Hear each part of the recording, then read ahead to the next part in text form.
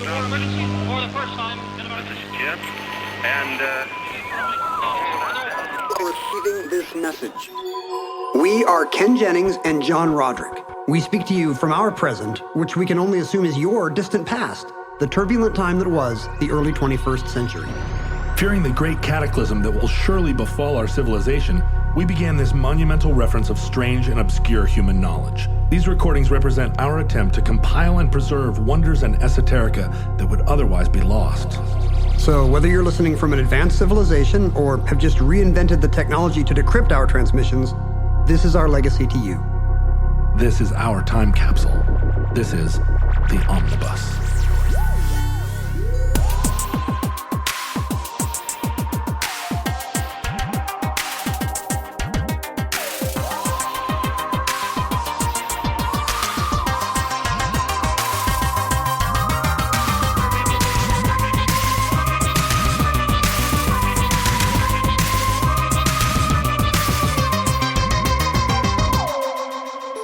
You have accessed entry 1319.MT2507, certificate number 28564, The Torch Lady.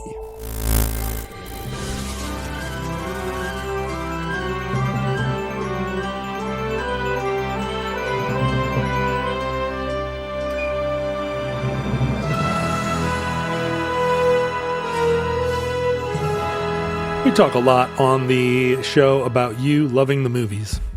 I do love the movies. I love just the magic of the silver screen, John. Glittering images on a giant silver screen, sound that I can feel. Yeah. Somehow heartbreak feels good in a place like this. You're describing your home theater, which is an exceptional place to watch a film. I don't know if a sound I can feel is something that I get watching 30 Rock on my laptop. We do not really have I hate watching movies on my phone. We don't really have a super fancy home theater, but like it doesn't take much now to just point a projector at a white wall and suddenly you've got a pretty good screen. The problem we have with sound is that we have a fuse box on the same wall where the subwoofer is. So anytime anything rumbly happens in a movie, it rattles the door. The metal door. That goes, so every time that happens in a movie, I think, before that happens again, I'm going to figure out some way to put something soft and gummy under there so it stops doing that. And then I forget. Yeah. It's not exactly THX certified. You don't have one of those sound bars? You still have like a 1994 subwoofer thing? I have a set of speakers. I guess it would be 5-1 sound. Is that what it is? Center, yeah, left, right, rear, left, right, and then a separate subwoofer. Right. Oh, you can buy one thing that's just all in one now, right? Yeah, it's a fairly common little device you get that's like it's as kind of almost as wide as a TV, and it's probably got 10 little speakers in it, but it's designed to do the woofing. I mean, even the do all the woofing you need. Even a cheap flat screen TV that you could just run out and buy at Walmart today is like 10 times the size of what you and I grew up watching Zoom and Electric Company on. In the world. So like, yeah, good screen experiences are so cheap today. How have we never done an omnibus on the in a world person? I think you talked about it once. Yeah. Don, what's his name? Don LaFontaine, I think. Don LaFontaine. There was a documentary about him. We should, if there's a documentary, we kind of don't need to recapitulate that here. This is just for the unknown stories.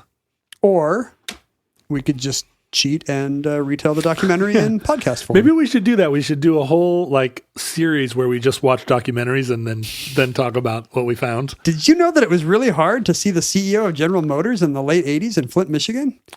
One of my problems is that I often will do a show and then realize there's a documentary and go, if I had watched the documentary, we did that Beanie Babies episode, and then only after did I see all these ads for there's a new Beanie Babies documentary. And I was like, I did that show 2 weeks ago. There have definitely been cases where, I kind of half knew an interesting story and in trying to figure out how to do it for Omnibus, I ended up finding out there's a pretty good documentary about it. And in many cases, the documentary played the Minneapolis Film Festival and never got distributed. No one saw it, yeah. So yeah, I can just watch it and pretend I'm an expert on this subject now. Just jump on the back of that horse. I'd like to thank those uncompensated filmmakers who helped me out there. Nameless as they were then. All working as greeters now at supermarkets around the country. I love you all. Well, are you someone, this is something that I don't understand at all, but I assume you do, which is having a preference for a certain studio in a certain era. Isn't that funny? That, are you like a Warner's guy? Do you see it in they do it now in trailers. They'll be like, from the studio that brought you, and then it'll just be like, whatever, Titanic. Yeah, some movie. 20th Century Fox, the largest media company in the world. Good job. I'm gonna be sure to see this because it's from the studio that brought me Shrek. You do get that with Marvel and Disney, right? A lot of yes. like faithful consumers of a certain loyalist. In the studio era of Hollywood, it was actually pretty common for the different studios to have brands that would be well known to the audience. Well, and actors and actresses that were under exclusive contract. Sure. So if you wanted to see Cary Grant. Unless he gets loaned out, you're only going to see him at Warner Brothers or wherever he is. But, Warner Brothers was the classy one. You'd see the good biopics and the comedies that had the big names. Universal had all the monster pictures. Mm-hmm. MGM had the big Technicolor lavish musicals. So studios really had a not back then. I mean, people would just love to see Judy Garland and Mickey Rooney do whatever. Right. Whereas today, I don't want to see them do I can't think of a single thing I want to see them do. But also Ben-Hur and stuff like that. Was that MGM or did everybody have epics? Coming into the 50s, I mean, everybody had to follow that. I feel like maybe that's more of a, I don't know. I'm going to get it wrong. I think they all had them. Fox almost went bankrupt chasing that with Cleopatra. Yeah. And if I'm getting that right. But that kind of went away as the studio era went away.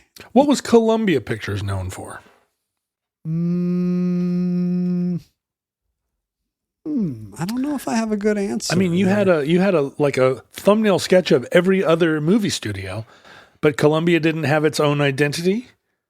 Was Columbia smaller than the other majors? I mean,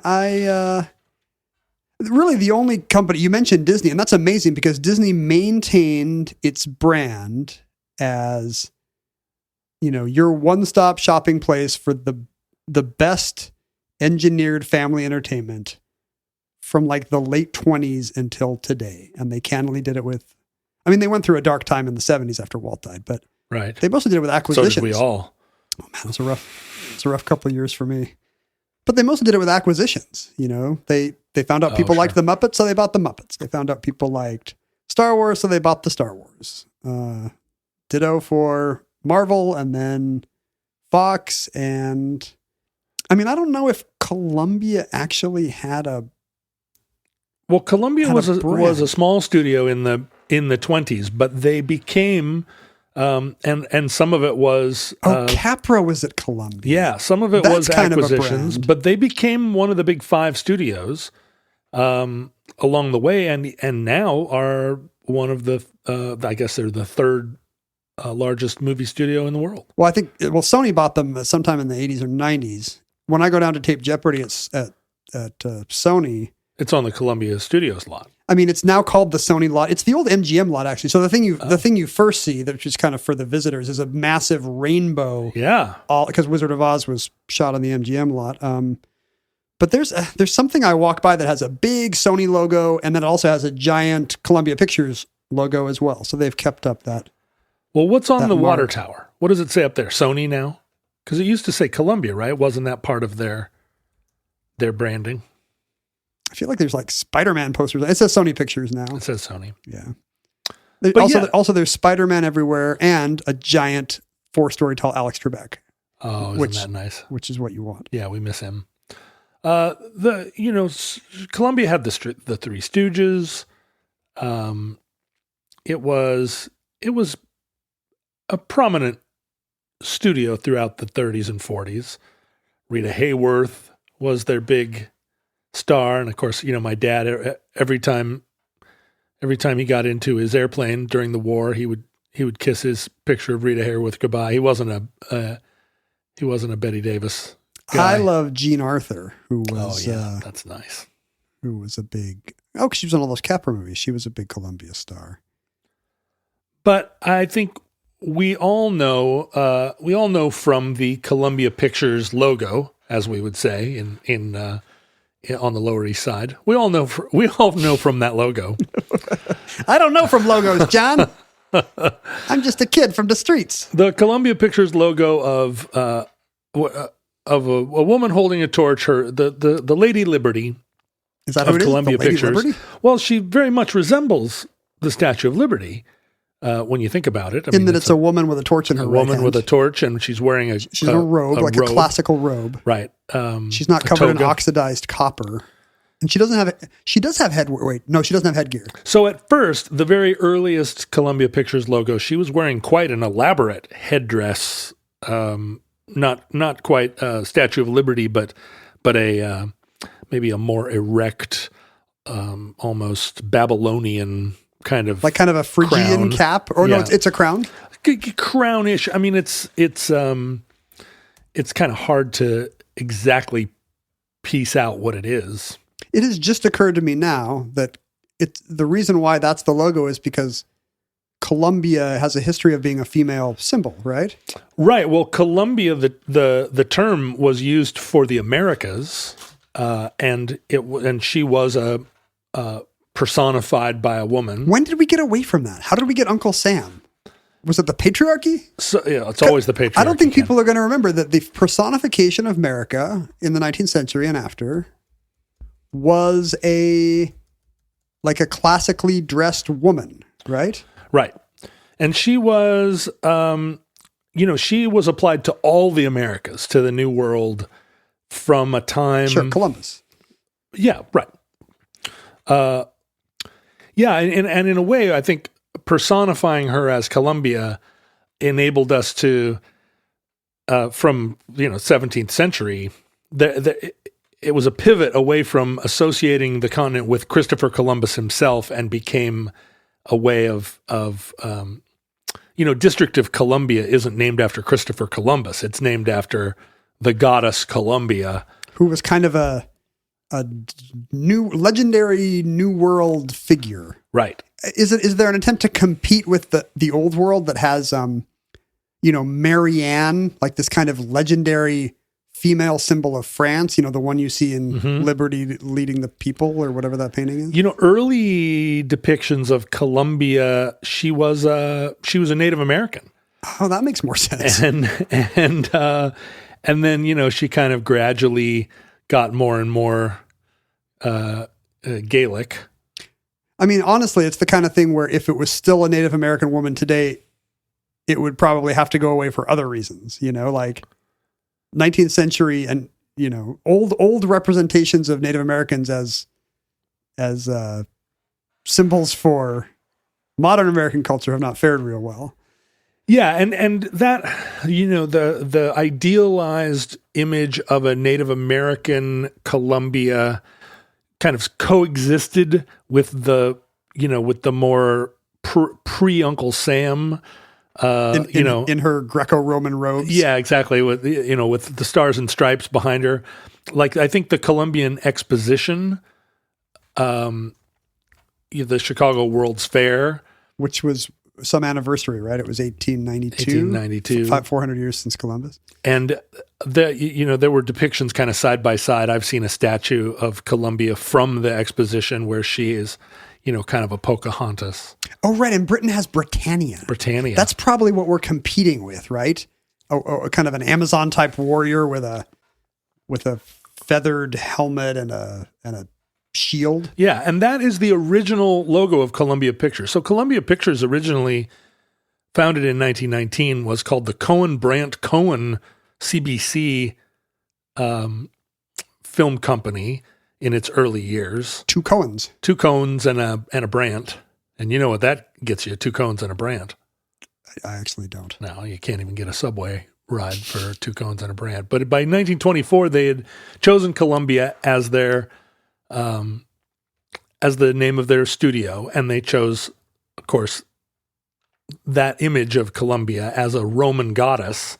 And their original, the original emblem, she was not holding a torch. She had a shield, like she was wearing a toga, had a shield, and kind of like a staff, like a small So she's carrying a kind of like a Roman baton in one hand, which is like a symbol of military leadership, and she's got a shield, and she's got garlands and so forth. But by the mid-20s, they kind of modernized that emblem, and we got the first version of that Columbia Pictures iconic sort of Lady Liberty looking character. She's holding a torch, black and white, of course, and the torch is actually kind of flickering in the initial version of it. It's a painting, but the torch is animated. And this would appear before a Columbia Pictures short or a feature. Yeah, and the Columbia name is in a big arch over the top of her. And it sets the stage for what would be a century of Columbia Pictures using a logo with this statuesque, toga-bedecked personification of the Americas. And in fact, in that early version, the suggestion is that the toga or the cloak across the toga is actually an American flag. I see. So it is Columbia, Gem of the Oceans. Right. By the way, is Columbia, Gem of the Oceans was kind of the de facto national anthem before the Star Spangled Banner caught on? I mean, that's kind of it's a very popular, like 19th century song. I guess it was never in advance of the Star Spangled Banner. I mean, the Star Spangled Banner is like War of 1812, right? So it was hard to... But the U.S. had no national anthem at the time. So in the 1800s, there were like kind of interchangeably 5 patriotic songs: Star Spangled Banner, Hail Columbia, Yankee Doodle, My Country 'Tis of Thee, and Columbia, Gem of the Oceans. Fully 2 of which are about Columbia, and none of which were had any official status over the others. Was Hail Columbia, did it continue to be played as, right. Star Spangled Banner wasn't officially the national anthem until 1930. Wow. Or 31. So yeah, Hail Columbia must have played right alongside it. And I guess it was originally kind of one of the early presidential marches, like before Hail to the Chief became standardized. We're hailing Columbia all the way down. That's nice. Yeah, that's nice. The president's not the president. He's representing Columbia. He's representing Columbia, our female emblem. So it was, you know what this does? It throws into doubt the entire story of America as a patriarchal nation. Do you think it's the appearance of Columbia as a separate South American nation that kind of discourages the use of Columbia as a metonymy or a synecdoche, whichever it is, for America? Yeah, possibly. I mean, it does sound weird that we're just using a misspelled name of another country for our nickname. We do still say Britannia for Britain to a certain extent, at least in World War II. Because their song "Rule Britannia" stuck around longer than our Columbia songs, I guess. Yeah, I mean, this particular statue I'm thinking of is in a sandwich place in Tacoma. Somehow they inherited this beautiful marble of Columbia, and I'm very in love with it, and I would buy it from them, but they'll never sell. A bunch of hippies happen to have this wonderful statue. Hey, everybody's got a price, John, even hippies. You know what? You're not wrong. So the Torch Lady appears in the beginning of all those very classic silent movie era Columbia Pictures films.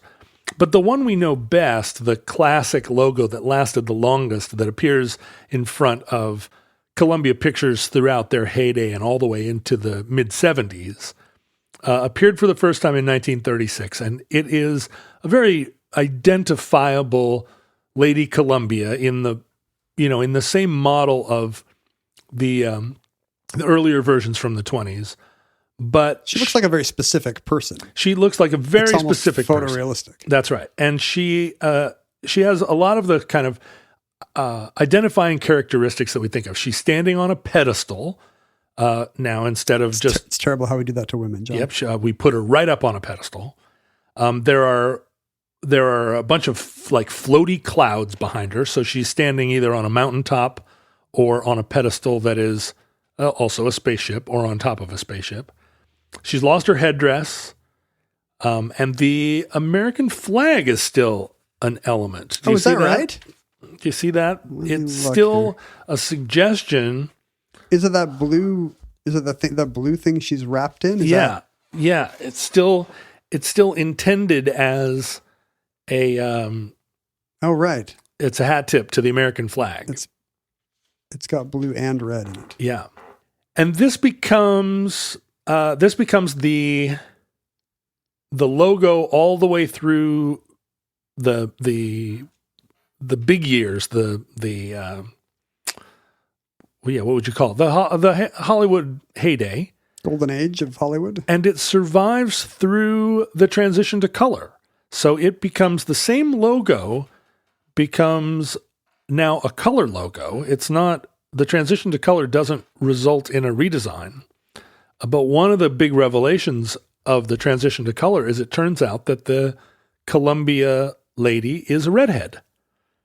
She appears with flamin' red hair, which was, I think, probably pretty exciting. It was to me. I mean, it's what is it? It's not really, the current one has an animation element. You zoom out the way you do into the Paramount Mountain or whatever now. But originally it was just a static frame. Yeah. And was it a painting? What was it? It was a painting. So they had to do, so it was always in color. So it was not a problem to when color movies came in. Well, see, that's a really good question. I don't know if the original painting, if they just used the original painting as because it did have animation. The torch would variously kind of flicker or beam. So I'm not sure whether it was whether the original painting survived or whether they took the black and white facsimile and colorized it Right. in the transition. I'm looking at Columbia's identity in the 40s and 50s and 60s. A lot of kind of low budget film series in the 50s, but also, big hits and Oscar winners. From Here to Eternity, On the Waterfront, Bridge on the River Kwai. They won Best Picture 3 out of 5 years in the 50s. And then in the 60s, they kept putting out kind of these classy old-fashioned movies like A Man for All Seasons and Oliver, which also won Best Picture. But they also put out Easy Rider. Yeah. So they were, they were adapting to the counterculture in the closing years of the studio system. Well, and another change happened as widescreen came in. The Torch Lady was still there and centered, but the actual word Columbia got stretched out. You had to. Yeah. Lots more clouds now. Lots more clouds. I mean, of all the movie theater logos, a Columbia Lady is the least appropriate to move to 2.35 to 1. Well, because CinemaScope ratio. Yeah, she stands straight up and down. She's a vertical a vertical phone person in a horizontal phone world now. Right. So they added a big word, and the Paramount Mountain does just fine. 20th Century Fox.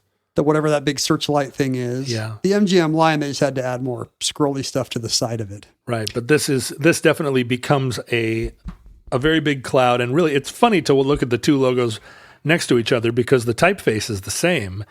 It's just the word is just increasingly stretched out the bigger the aspect ratio goes. Kerning solved their problem. All the way to like IMAX, where they actually added extra clouds on the sides coming back up. Like there's the big cloud behind her, and then there's all these new clouds. They should have added extra letters. Like IMAX should say, "It's Columbia, man." Columbiana.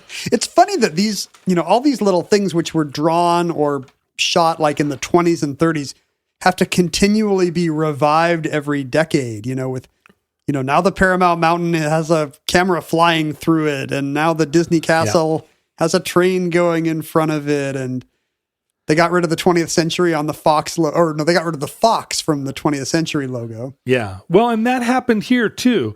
In 1976, there was that, some pressure to like modernize this logo that dated back to the 20s, but specifically a logo that really was unchanged since the 30s. And in 1976, so what would have been 40 years later. And it looks pretty old-fashioned compared to the others at this point. It does. Mountains and lions don't age.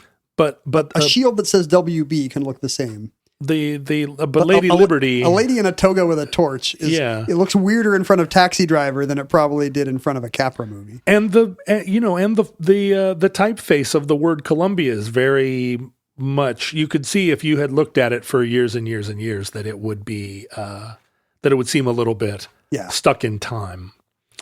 So in 1976, they decided they're going to redo it. And what they did was they kind of genericized the Torch Lady. She no longer has such a distinctive character to her face. She becomes kind of she's blandly made to look like more or less an average white lady.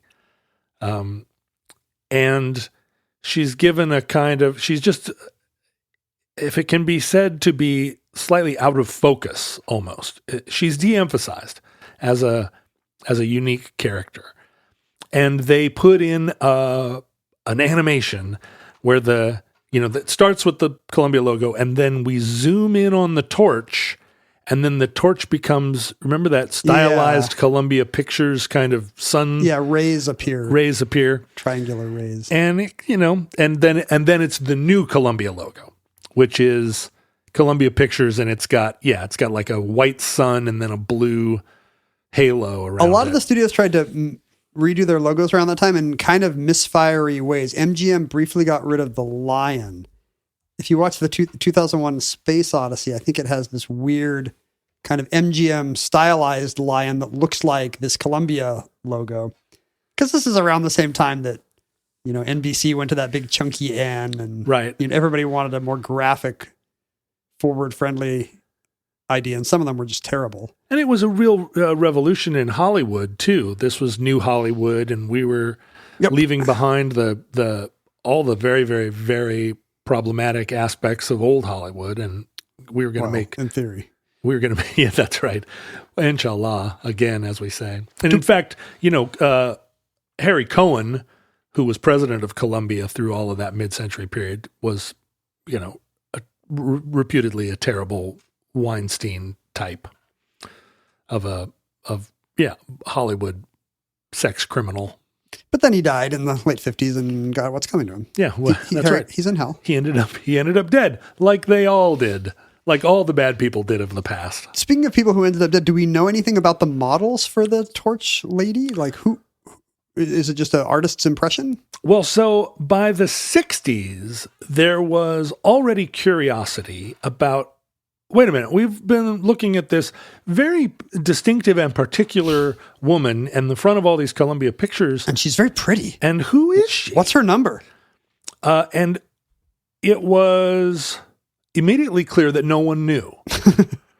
There weren't... That's always good when it's immediately clear that nobody knows. There weren't records of... There weren't podcasts of people making up information like today. Who was this person? No one had kept a record. Betty Davis wrote in her autobiography, which she called The Lonely Life, which is sad. Well, sad primarily because that was going to be the title of my autobiography until I saw that she had done it.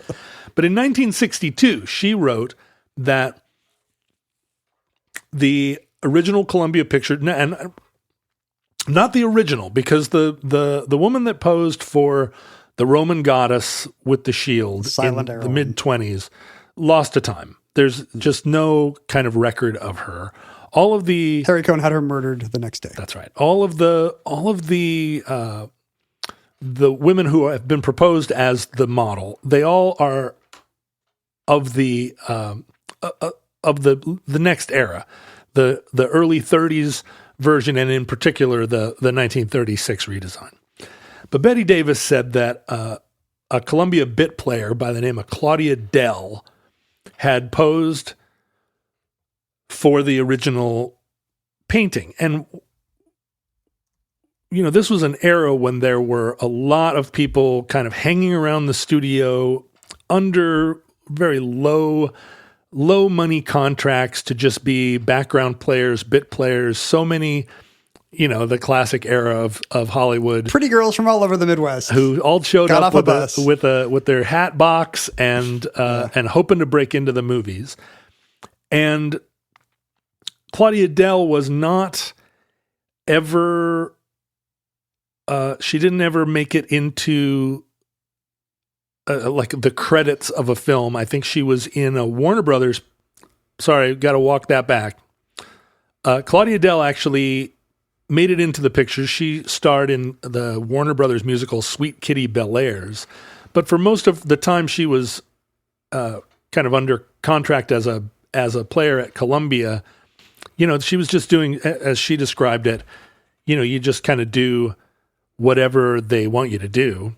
And at one point... Such a weird system, by the way. Yeah. A guy at a desk tells you, you're in this movie, and next week you're the secretary in that movie, and we got something good for you in the spring if you're good as a secretary. And they told her at one point to, you know, go in there and pose for, you know, some pictures, and she gets in Some and there's publicity stuff. You know, there's 20 other girls in there, all in their...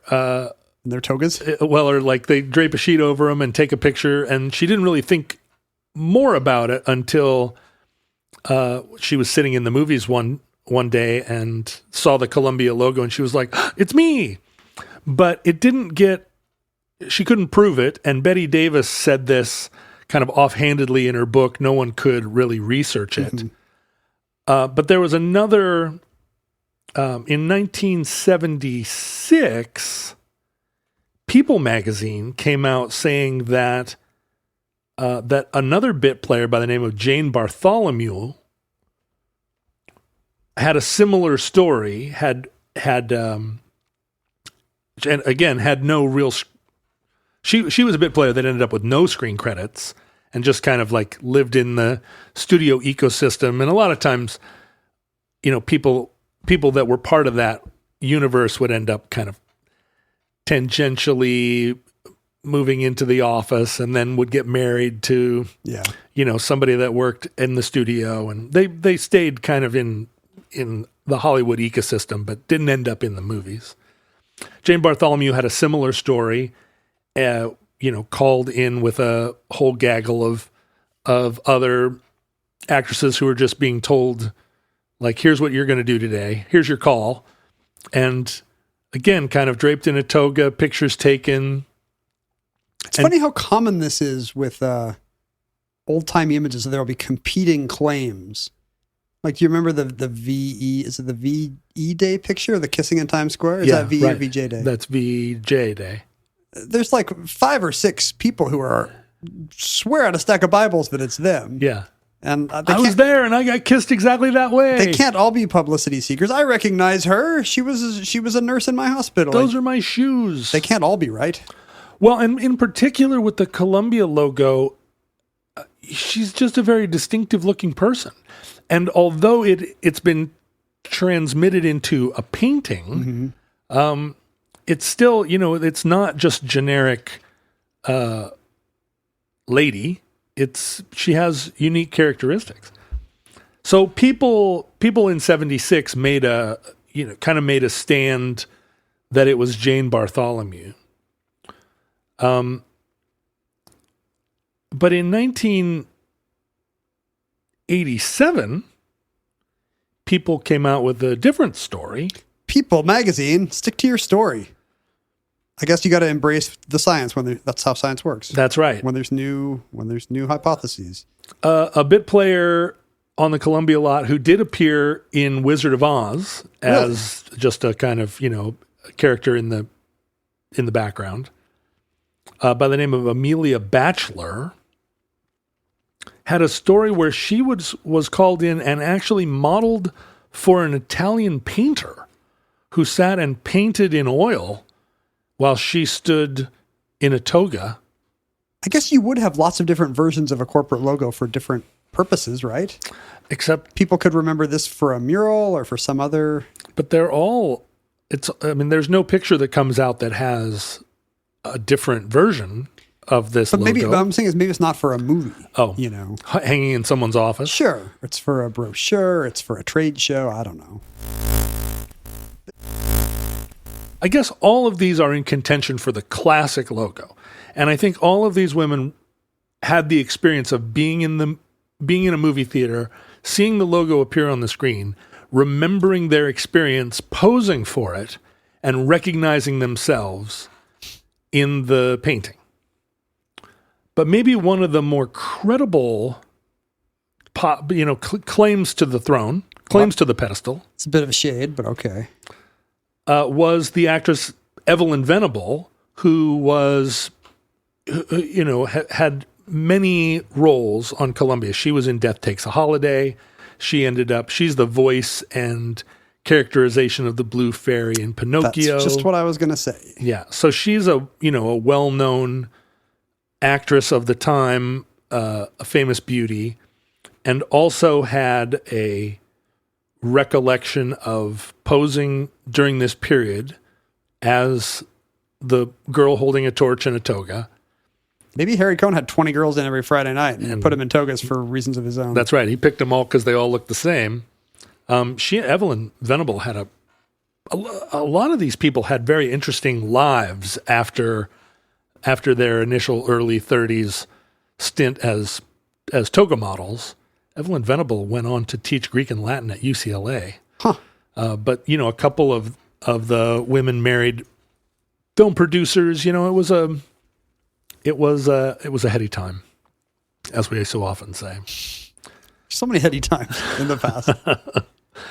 But it remained contentious. It was unclear among all of those candidates. There wasn't documentation, and it was very hard to prove or disprove. Everyone had a credible story. They all,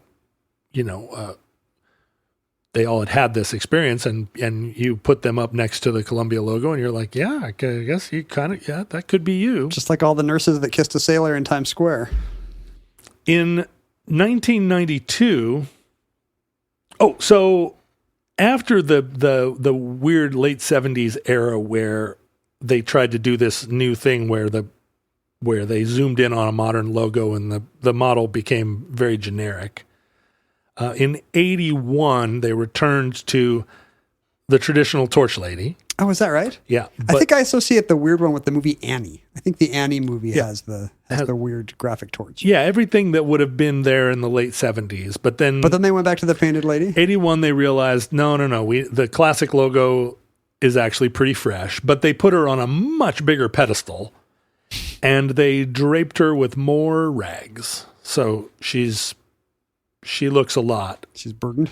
She's a little burdened, but it's clearly the same lady. Oh, it's not a new... Mm-mm.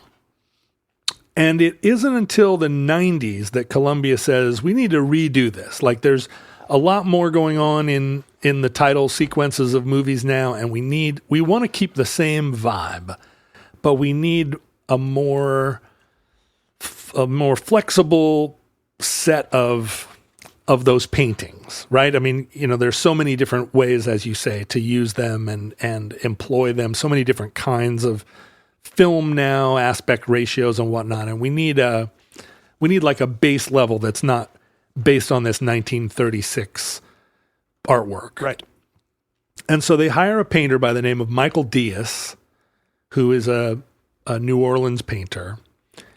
And he is kind of the guy who was doing all of the celebrity paintings for U.S. stamps at the time. So he did the Marilyn Monroe stamp. Did you do the Fat Elvis? He did the... I guess that would be 90s. Yeah, he did James Dean. He did Bogart. I remember that James Dean stamp. Yeah, he did all those stamps, and they were like, you're the guy. And so he called his friend, the photographer Kathy Anderson, both New Orleans people, and said, let's get a model in here. You can take pictures of her, and then I'll paint from your picture. And so they did this logo, but somehow it wasn't. I guess this is in a just pre-internet world where when the new logo appeared, it bore a striking resemblance to Annette Bening. Yeah, I've thought that before. And the kind of popular conspiracy theory was that it was Annette Bening, so much so that someone told Annette Bening, and although she never claimed it was her, she looked at it and said, it does look like me. And there was a period where it was in danger of becoming conventional wisdom, that it was Annette Bening was the new, had just been appropriated and was the new Columbia. But it was not? So it inspired enough early internet ombudsmanship where people were like, is this Annette Bening? What's going on here? That they went, all the players were knowable. Right. And so they went to Michael Diaz, and he went to Kathy Anderson, and the real story came out, which was that a woman by the name of Jenny Joseph, who worked at the Times-Picayune. She's not even a model? Not only was she not a model prior, but she has never modeled since. She was just a friend of Kathy Anderson. And she agreed to come down, and they draped her in a sheet, handed her a table lamp, and said, hold up this lamp and we'll take some pictures of you. And Kathy Anderson took all these pictures of her and, kind of standing in this classic pose. And it's just photo reference. Holding a lamp, right. And she's got a sheet, and then she's got another blue kind of, toga shawl.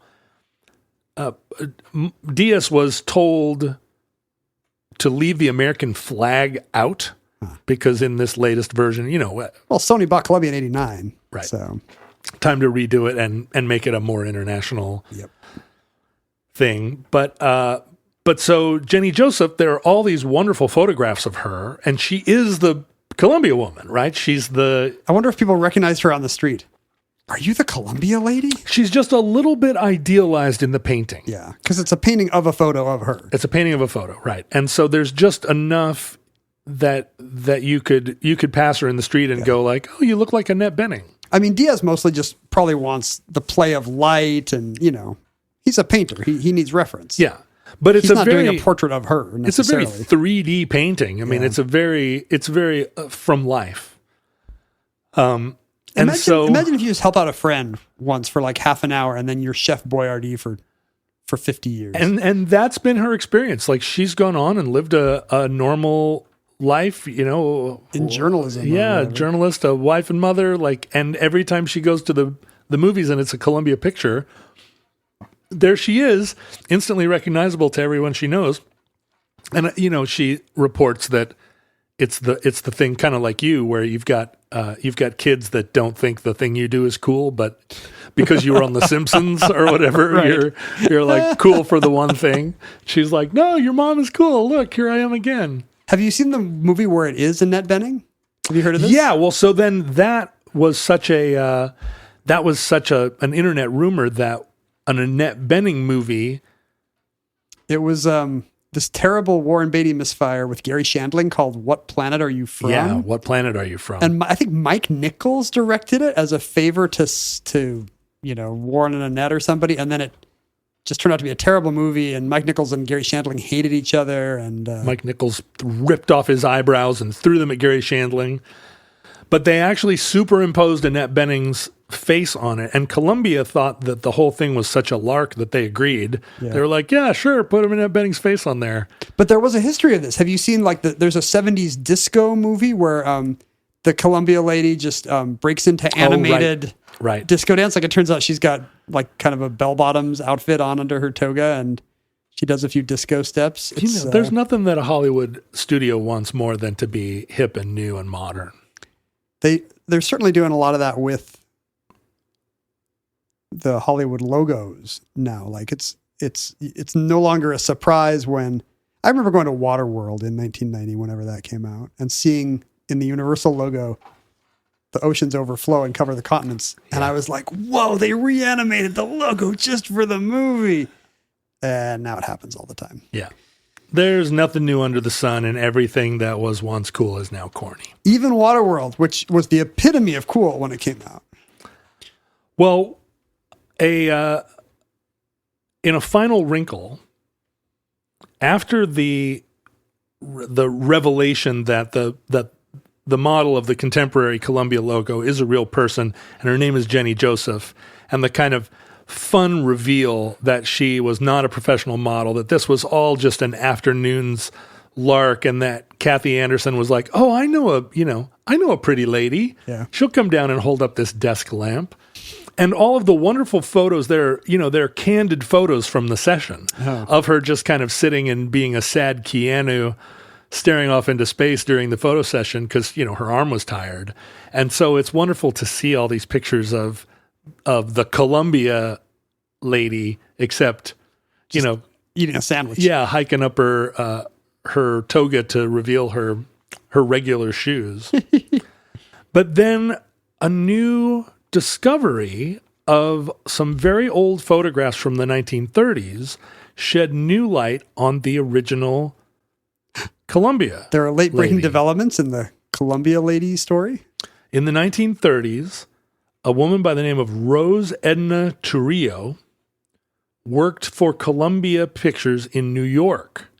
And her husband, a man by the name of James Turillo, was a photographer. And after her death, photographs were discovered of her, taken by her husband, standing in a toga with the torch. Look, I've taken those photos of my wife too. And I don't want people going through those after our deaths. But those photos were then taken and with computers superimposed over the actual Columbia logo.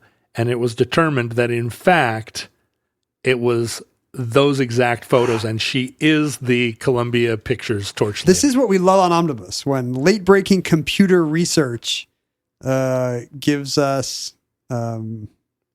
revisionist views of the past. Like, now we know whether or not the Immaculate Reception actually was incomplete or not, because somebody made a 3D model from 8 different camera angles. And was it or wasn't it? I think maybe it was somebody on the grassy knoll. Fake news. I'm not sure. The name may actually be Turiello. So it turns out Rose Edna Turiello is the Columbia torch lady from the 1930s all the way through to, till she was finally ultimately replaced by Jenny Joseph in the 1990s. Too late for her to get any credit or anything. Yes, but I mean, and that's weird that over the many, many decades that she never sort of stepped forward and said, I actually have the picture of me. Here it is right here. Maybe again, it was like, oh, well, maybe Betty Davis says that it's Claudia Dell. So Betty Davis. Maybe she's right. Do you think the MGM lion would have been so humble? Roar. That's me. Roar. You can actually see the Paramount Mountain not far from Ogden, Utah. I have some. It's not Annapurna? It's not Annapurna. You can. It's. I guess the guy who designed it was from that part of the country, and he later said, "Yeah, I based it on Ben Lomond or whatever, some local peak." Uh-huh. And so that's good for the local tourist board. Come see the Paramount Mountain. It's really important that we take all of the things that used to be interesting and just flatten them out by figuring them out and just saying like, oh no, that's actually a pile of garbage that was in somebody's backyard. You thought it was magic. No, that is what art is now. Like, that's not a fountain, Marcel Duchamp. It's an upside down urinal. Like, it's all about the backstory now. Give me the backstory. That's the art. If you can make an NFT of the backstory, I'll buy it. I want to know about the urinal cinematic universe. Like, where did it come from? And that concludes The Torch Lady, entry 1319.MT2507, certificate number 28564, in the Omnibus. As you may know, unless this is the very first Omnibus you've ever listened to, in which case you probably think it's a show all about 1940s movie marketing. It's hardly ever a show about 1940s movie marketing. John and I, in our time, were at John Roderick and at Ken Jennings, respectively, on social media. You could find us jointly at Omnibus Project. You could email us at theomnibusproject@gmail.com. You could mail us at P.O. Box 55744, Shoreline, Washington 98155, which is just a P.O. box. Don't take a Greyhound bus there and try to hang out with us. We don't live there. At best, you'll see me or my wife once every couple of weeks, and then we'll just run back to our car away from you and whatever weird thing you're waving at us. Can confirm. You can find other listeners of Omnibus, who are... Honestly, they probably have a lot to say about the golden age of Hollywood, and in the comments right now, they are already probably arguing about Columbia Pictures' identity in various decades. Mm-hmm. You can find them at the Futurelings, a Facebook group, a Reddit, a subreddit, there's a Discord. It's some kind of offshoot of your other shows, but I wouldn't know because I'm not invited on them. You can support the show, most importantly, by going to patreon.com/omnibusproject and checking out the remarkable perks and benefits available to supporters and subscribers. Choose the level that fits both your budget and your desire to get weird personal services from me and John that may intrude upon your privacy in ways you're not prepared for. But in a good way or a bad way? It's kind of up to us, really. We don't let them choose. The good way would be if Ken showed up at your house. The bad way would be if I showed up at your house. Why? Because you're going to have like a t-shirt cannon? Well, no, because you're going to show up at their house and you're going to be polite and you're going to do what needs to be done. I made you some sugar cookies. Yeah, and then you're going to leave. Whereas I'm going to show up at the house and who knows whether I'll leave. You'll never leave. I'll be like, what's for dinner? What else is for dinner? How long is he here? We only listened to his podcast 3 times and now he's What's for second dinner? been here all night. Futurelings, from our vantage point in your distant past, we have no idea how long our civilization survived. Did you say from our advantage point? Futurelings, from our advantage point in your distant past. Maybe it just sounded like you were saying advantage point. Advantage point. Advantage love 16. Point McEnroe.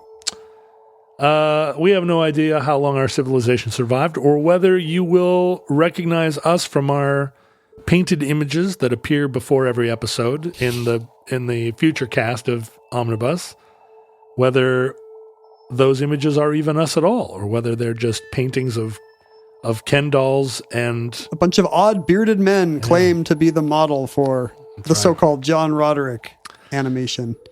We hope and pray that this catastrophe we fear may never come, but we do hope and pray that if we are painted and there are images of us, that the painter gives us eyebrows.